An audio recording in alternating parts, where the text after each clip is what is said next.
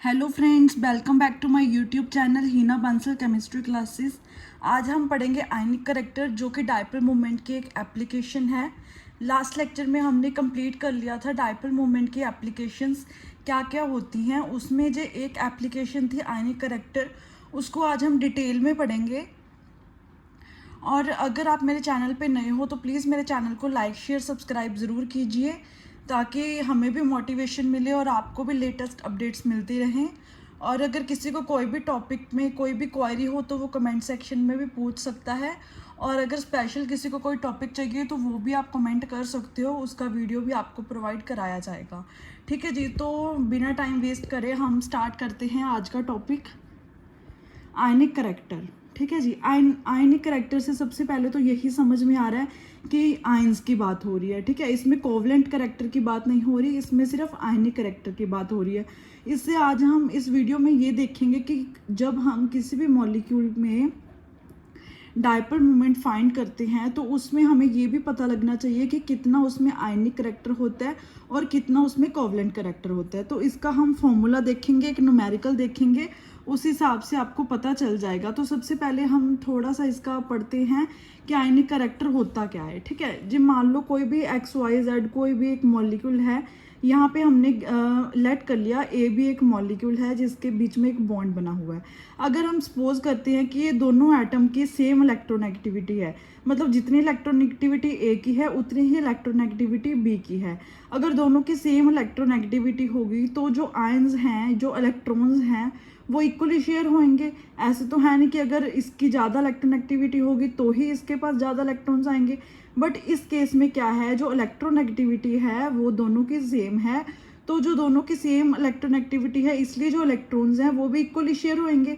जब electrons equally share होंगे तो ना ही इस पे पार्शली पॉजिटिव आएगा और ना ही इस पे पार्शली नेगेटिव आएगा। तो इसका मतलब इसकी जो डायपोल मोमेंट है वो क्या होएगी, ज़ीरो हो जाएगी। तो इसका मतलब ये जो हमारा मॉलिक्यूल है वो क्या हो जाएगा, नॉन पोलर हो जाएगा। ठीक है, यहाँ पे मैंने आपको थोड़ा राइट करके भी बता दिया ताकि जब भी आप नोट्स बनाओ तो आपको इजी रहे। If A and B both atoms have same electronegativity then electrons are equally shared, so molecule is non polar. ठीक है जी, तो नेक्स्ट आता है, अगर ए और बी मॉलिक्यूल की जो इलेक्ट्रोनेगेटिविटी है वो डिफरेंट है। Let us suppose the electronegativity of B is more than A. यहाँ पे हमने लेट कर लिया कि जो B की इलेक्ट्रोनेगेटिविटी है वो A से ज़्यादा है। तो इसका मतलब जो इलेक्ट्रॉन्स हैं वो B की तरफ जाएंगे। So the electrons will be pull towards B and develop the partially negative and partially positive charge in this compound. तो जब इलेक्ट्रॉन्स इसकी तरफ पुल होंगे तो इसका मतलब इसके पास पार्शली नेगेटिव चार्ज आएगा और इसके पास पार्शली पॉजिटिव चार्ज आ जाएगा। तो जब ये आयंस में कन्वर्ट हो गया तो इसका मतलब ये क्या हो गया, ये क्या है, एक आयनिक प्रोडक्ट है। तो अब हम यहाँ पे मान सकते हैं कि इसमें जो आयनिक करेक्टर है वो 50% है और इसमें 50% कोवलेंट करेक्टर है। हमें पूरा पक्का फाइंड करने के लिए, हमें पता लगाने के लिए कि कितना इसमें आयनिक करेक्टर होएगा, कितना इसमें कोवलेंट करेक्टर होएगा, उसके लिए एक फॉर्मूला है जो कि हम आगे बढ़ते हैं। ठीक है जी, देखिए formula of ionic character. Ionic character को फाइंड करने के लिए कि कोई भी मॉलिक्यूल अगर हम लेते हैं उसमें कितनी परसेंटेज आयनिक करेक्टर का होएगा और कितना परसेंटेज कोवलेंट करेक्टर का होएगा, उसके लिए ये फॉर्मूला है ionic character in A and B. A and B एक मॉलिक्यूल है जिसका हमने एक फॉर्मूला, मतलब कोई भी मॉलिक्यूल हो सकता है, यहाँ पे HF हो सकता है, NO2 हो सकता है, कोई भी मॉलिक्यूल हो सकता है, उसका हमने आयनिक करेक्टर और कोवलेंट करेक्टर फाइंड करना है। तो इसके लिए फॉर्मूला है 100 is multiply mu experimental upon mu theoretical. ये है म्यू, यू नहीं है, ये म्यू है। म्यू एक्सपेरिमेंटल कितना होएगा और म्यू जो है थ्योरेटिकल कितना होएगा। ठीक है, if the molecule is completely ionic, अगर मॉलिक्यूल कम्प्लीटली आयनिक है तो हमें पता है ए और बी अलग अलग होंगे, तो उसको हम बोलेंगे म्यू थ्योरेटिकल। ठीक है, ए और बी अगर आयंस में कन्वर्ट है तो उसको हम बोलेंगे म्यू थ्योरेटिकल। ये है आयनिक करेक्टर का फॉर्मूला। और अगर ये है पार्शली पॉजिटिव और पार्शली नेगेटिव तो इसको हम बोलेंगे म्यू एक्सपेरिमेंटल। ठीक है, तो यहाँ पे क्या है, more the percentage of ionic character more the ionic molecule will get. ये तो ऑब्वियस सी बात है कि अगर जो परसेंटेज आयनिक करेक्टर की ज़्यादा आएगी तो वो जो मॉलिक्यूल होएगा वो आयनिक ज़्यादा होएगा, कोवलेंट कम होएगा। ठीक है, जो NaCl एक एग्जाम्पल यहाँ पे हम ले सकते हैं जो कि प्योर आयनिक कंपाउंड है, इसमें कोवलेंट करेक्टर नहीं आता। ठीक है जी। तो नेक्स्ट है more the ionic character more will be more polar. ठीक है, मोर नहीं sorry molecule will be more polar. अगर उसमें आयनिक करेक्टर ज़्यादा होएगा तो वो मॉलिक्यूल है वो मोर पोलर होएगा, उसको हम नॉन पोलर नहीं बोल सकते। ठीक है जी। नेक्स्ट आता है, यहाँ पे आप देखिए ए के ऊपर पार्शली पॉजिटिव चार्ज है और बी के ऊपर partially negative. If the electronegativity less than और एक मोर देन का साइन है। ठीक है जी। 1.7 से अगर आयनिक करेक्टर ज़्यादा, मतलब यहाँ पे देखिए अगर मोर देन 1.7 है तो उसमें आयनिक करेक्टर है जो वो ज़्यादा होएगा और कोवलेंट करेक्टर कम होएगा। ठीक है जी। मोर देन 50% इसमें क्या होएगा, आयनिक करेक्टर। और अगर लेस देन 1.7 है तो इसका मतलब क्या होएगा, इसमें कोवलेंट करेक्टर 50% से ज़्यादा होएगा, मतलब इसमें आयनिक करेक्टर कम होएगा। अगर तो हमारी वैल्यू 1.7 से ज़्यादा आ रही है तो उसमें ज़्यादा आयनिक करेक्टर होगा, और अगर 1.7 से कम आ रही है तो उसका मतलब उसमें आयनिक करेक्टर कम होएगा। ठीक है, आयनिक करेक्टर कम होएगा तो कोवलेंट ऑब्वियस सी बात है ज़्यादा होएगा। ठीक है जी। तो नेक्स्ट हम एक न्यूमेरिकल लेके चलते हैं जो कि आप बहुत ध्यान से समझना। ये न्यूमेरिकल बहुत इंपॉर्टेंट है, कई बार एग्जाम में भी आ जाता है। तो ये बहुत इजी है बट थोड़ा सा ट्रिकी है, अगर आप इसको बहुत ध्यान से समझोगे तभी आपको ये समझ में आएगा। ठीक है जी। तो क्वेश्चन देखते हैं हम। Calculate the percentage ionic character and covalent character of HF molecule. यहाँ पे हमने HF मॉलिक्यूल का फाइंड करना है percentage of ionic character and covalent character having bond distance 0.92 angstrom and mu की वैल्यू दी हुई है 1.78 डिबाई। ये जो डी है ये यूनिट है किसका, डायपोल मोमेंट का डिबाई। ये कभी भी आप न्यूमेरिकल लिख रहे हो तो उसमें यूनिट्स शो करना बहुत इंपॉर्टेंट होता है, क्योंकि यूनिट्स का भी एक मार्क अलग होता है। अगर आप यूनिट नहीं शो करोगे तो आपके मार्क्स वैसे ही डिडक्ट हो जाएंगे। ठीक है जी। तो जो डिस्टेंस है वो हमें गिवन है 0.92 A0 इसके ऊपर लगा रखी है मैंने, इसका मतलब होता है एंगस्ट्रॉम। ठीक है जी। तो यहाँ पे हमने आयनिक परसेंटेज फाइंड करनी है। तो जब कोवलेंट आयनिक परसेंटेज हमारी आ जाएगी उसको हम 100 में माइनस करके कोवलेंट क्या फाइंड कर लेंगे परसेंटेज। तो सबसे पहले आयनिक करेक्टर फाइंड करने के लिए यहाँ पे फॉर्मूला दिया गया है, वो क्या है, mu experimental multiply 100 by mu theoretical. ठीक है जी। अब यहाँ पे क्या है, जो एक्सपेरिमेंटल वैल्यू है उसको हम ऑब्जर्व्ड वैल्यू भी बोल सकते हैं। ठीक है जी।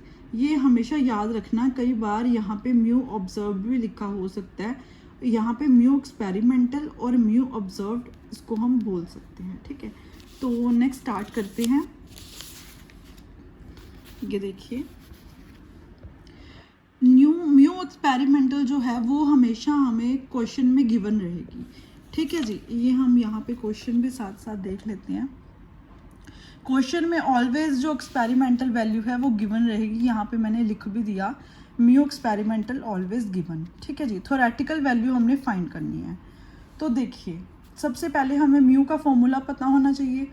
म्यू का फॉर्मूला होता है Q इंटू डी। क्यू मतलब चार्ज और डी मतलब डिस्टेंस। अब यहाँ पे क्या है, HF मॉलिक्यूल दिया हमें क्वेश्चन में। HF को जब हम कन्वर्ट करेंगे आयंस में तो क्या हो जाएगा, यहाँ पे H positive plus F negative, क्योंकि हमने आयन करेक्टर फाइंड करना है परसेंटेज, और जब आयनिक करेक्टर फाइंड करने के लिए हमें इसको आयंस में कन्वर्ट करना पड़ेगा। अब यहाँ पे क्या है +1 तो प्लस चार्ज आ गया, यहाँ पे क्या है माइनस तो माइनस चार्ज आ गया। और जब भी हम चार्ज की यहाँ पे बात करेंगे तो चार्ज हम हमेशा मैग्नीट्यूड में लेके चलेंगे।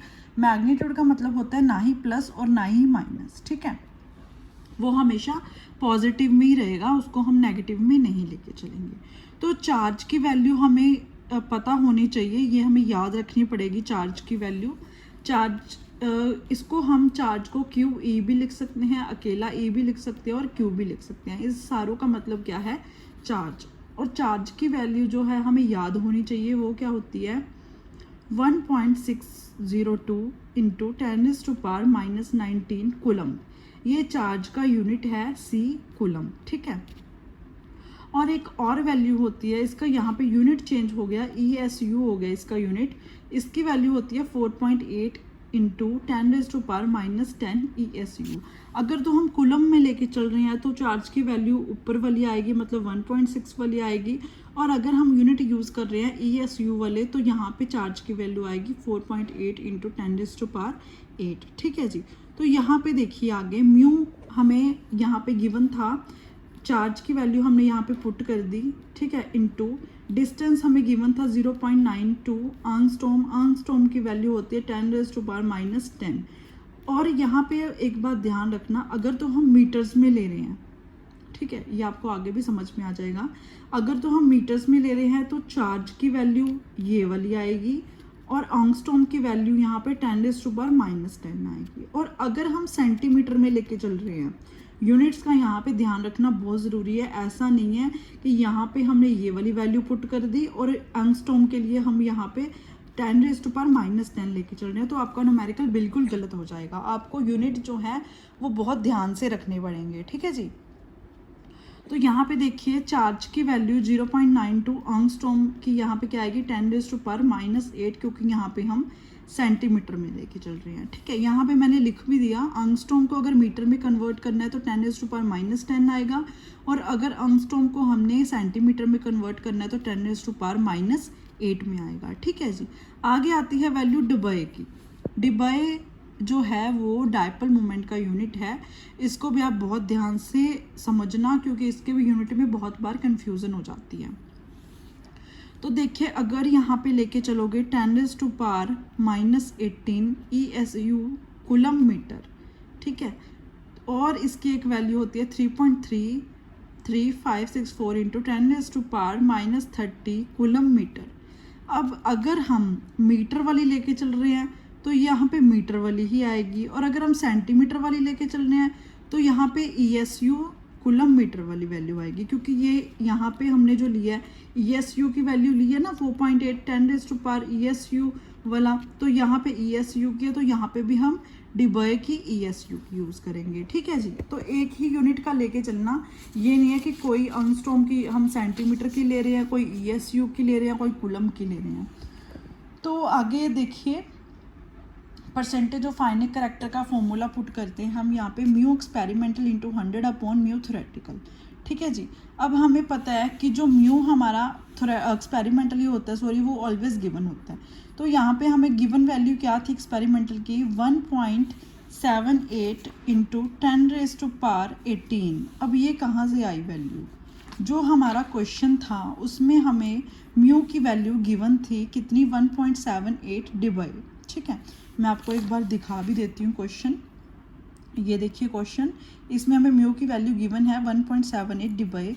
तो यहाँ पे हम एक्सपेरिमेंटल वैल्यू में 1.78 इंटू डिबे की कौन सी वैल्यू पुट करेंगे, जो मैंने आपको यहाँ पे बताई थी 10⁻⁻18 ESU कूलम मीटर, ये वाली, क्योंकि यहाँ पे हम नीचे भी सारा ESU में ही लगाएंगे वैल्यूज़। और थ्योरेटिकल की वैल्यू म्यू का मतलब क्या होता है, चार्ज इंटू डिस्टेंस, जो हमने यहाँ पे फिल कर लिया था, चार्ज इंटू डिस्टेंस। डिस्टेंस हमें गिवन था, एंगस्ट्रॉम की वैल्यू हमने ये वाली ली है, तो यहाँ पे हमने ये वाला पुट कर दिया। जब हम इसको कैलकुलेट करेंगे इंटू 100, और जब हम इसको कैलकुलेट करेंगे तो कितना आ जाएगा 40.3% इसका आ जाएगा। मतलब क्या हुआ, आप सॉल्व करके देख लेना। मैंने यहाँ पे आपको सॉल्व करके नहीं दिखाया, क्योंकि मेनली इतनी ज़्यादा बड़ी कोई यहाँ पे वैल्यू नहीं है कि आपको सॉल्व करके बताऊँ।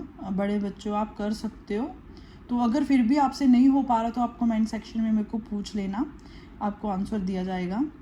और इसमें जी हमारा क्या आ गया, यहाँ पे आयनिक करेक्टर आ गया, और कोवलेंट करेक्टर फाइंड करने के लिए हम 100 में से आयनिक करेक्टर को माइनस कर देंगे। 100 - 40.3 तो कितना आ गया 59.7। तो इसमें जो HF हमारा मॉलिक्यूल है, इसमें आयनिक करेक्टर कितना रहेगा 40.3% और कोवलेंट करेक्टर कितना रहेगा 59.7%। तो इसमें हमें क्या पता चल रहा है, इसमें हमें ये पता चल रहा है कि जो हमारा कोवलेंट करेक्टर है वो ज़्यादा है as compare to ionic character, ठीक है। तो इसमें कोवलेंट जो करेक्टर वो ज़्यादा है HF मॉलिक्यूल में, और आयनिक करेक्टर बहुत ही कम है। ये हमें कैसे पता चला, हमने थ्योरेटिकली फाइंड करा, हमने वैल्यूज़ पुट करी न्यूमेरिकल की, तब जाके हमें ये समझ में आया कि कितना इसमें कोवलेंट करेक्टर रहेगा और कितना इसमें आयनिक करेक्टर रहेगा, ठीक है जी।